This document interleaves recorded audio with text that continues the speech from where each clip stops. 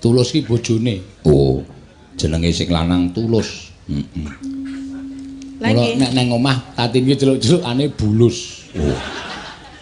Kak Bulus ta? Lah bojomu nek diterus Pak Lus, ngono nek mbokne ya Bulus. Iya.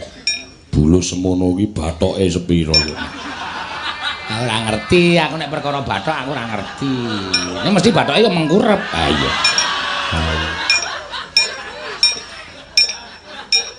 Biar tak bahas ora? Bahas silakan. Ayo lak tandingi. Emangnya tau roh bathokku? Lho. Lah ya kowe duwe ora? Wong aku upama bulus. Aku duwe bulus kok.